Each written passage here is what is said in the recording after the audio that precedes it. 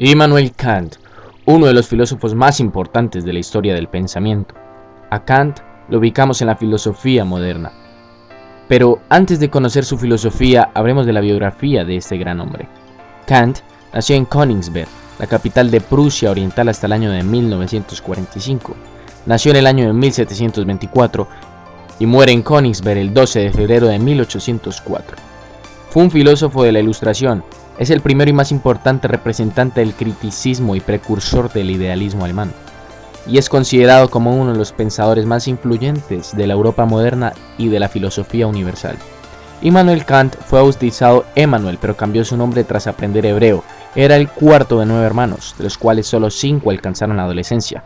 Pasó toda su vida dentro o en los alrededores de su ciudad natal, la capital de Prusia Oriental en esa época, sin viajar jamás más allá de 150 kilómetros de Königsberg. Su padre era un artesano alemán, su madre era una hija de un fabricante escocés de sillas de montar. En su juventud, Kant fue un estudiante regular, creció en un lugar bastante religioso. Por consiguiente, Kant recibió una educación severa, lo cual favorecía la enseñanza de la religión y el latín por encima de las matemáticas y de las ciencias. Se matriculó en la Universidad de Königsberg en 1740 a la edad de 16 años. Estudió la filosofía de Leibniz y Wolff. Deja de estudiar filosofía tras el infarto y posterior muerte de su padre. Luego se dedica a dar clases en los alrededores de Prusia Oriental y termina sus estudios y continúa con su investigación. Publica su primer libro en 1749. Kant publicó muchas más obras sobre temas filosóficos y llegó a ser profesor universitario en 1755. Enseñaba metafísica durante casi 40 años. En los años 1760, Kant escribió importantes libros para la filosofía, en los cuales se destaca observaciones sobre el sentimiento de lo bello y lo sublime. Recibió bastantes críticas y pasó 11 años sin publicar nada. Salió de ese silencio en 1781 con La Crítica de la Razón Pura, la cual es reconocida unánimemente como una de las más importantes obras de la historia de la filosofía. Las tendencias filosóficas de Kant se movían en otra dirección. Muchos de los discípulos importantes de Kant, incluyendo Beck, Fichte y Reinhold, transformaron la oposición kantiana en formas de idealismo cada vez más radicales. Esto marcó la aparición del idealismo alemán. Kant se opuso a estos desarrollos y denunció públicamente. Con el pasar del tiempo, la salud de Kant empeoró y murió el 12 de febrero de 1804 en Königsberg. Nunca se casó, a pesar de ser alguien tan sociable. Bueno, ahora haremos un repaso de su filosofía, ya que él va a ser como una especie de síntesis a la filosofía anterior dentro de la modernidad, donde se encuentran dos corrientes principales, el racionalismo y el empirismo.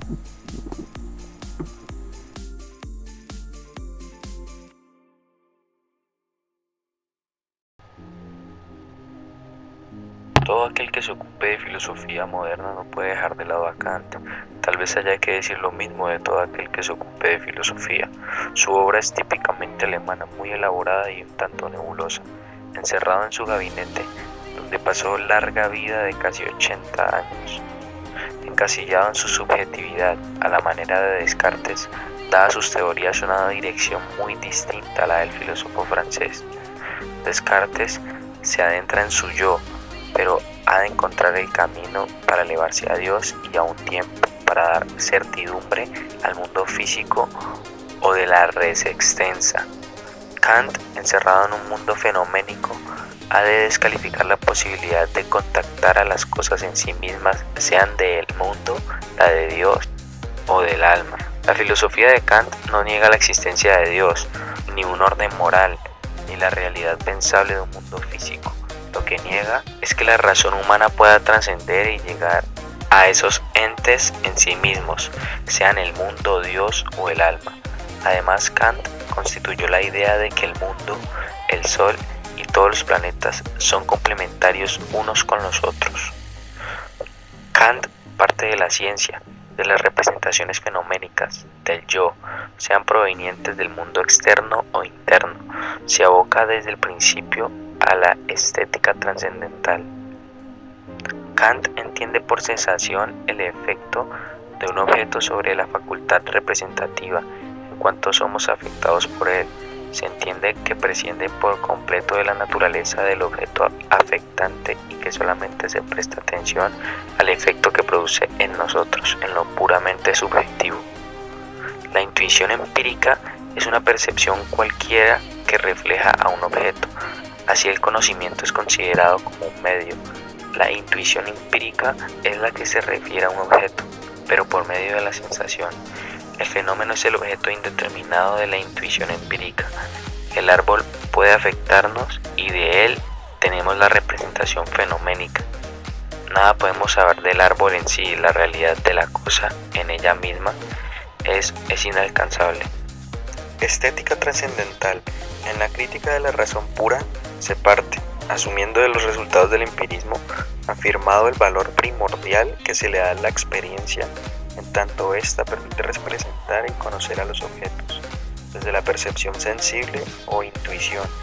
La capacidad de recibir representaciones se llama sensibilidad y es una receptividad, pues los objetos vienen dados por esta. La capacidad que tenemos de pensar los objetos dados por la sensibilidad se llama entendimiento. Las intuiciones que se refieren a un objeto dado por las sensaciones se llaman intuiciones empíricas y el objeto sensible constituido por la sensación y las categorías a priori de espacio y tiempo impresas por el hombre, espacio y tiempo.